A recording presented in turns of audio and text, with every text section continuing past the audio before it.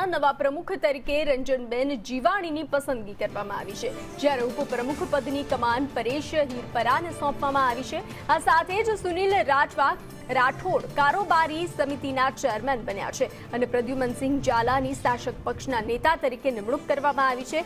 જિલ્લા પંચાયતની કુલ 24 બેઠકોમાંથી 19 બેઠકો પર ભવ્ય વિજય મેળવી અને ભાજપે પોતાનું શાસન યથાવત રાખ્યું છે, જ્યારે આ ચૂંટણીમાં આમ આદમી પાર્ટીને 3 અને કોંગ્રેસને માત્ર 2 બેઠકો મળી છે। પક્ષે મારા પર જે ભરોસો મૂકીને આ મોટી જવાબદારી સોંપી છે તેને હું સંપૂર્ણ નિષ્ઠાથી નિભાવીશ અને જામનગર જિલ્લાના છેવાડાના માનવી સુધી વિકાસના કાર્યો પહોંચાડવા કટિબદ્ધ રહીશ।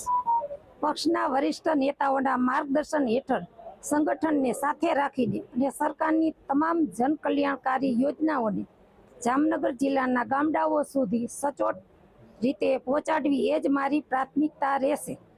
સૌનો સાથ સૌનો વિકાસના મંત્ર સાથે અમે જામનગર જિલ્લાના વિકાસની નવી ઊંચાઈઓ પર લઈ જશું।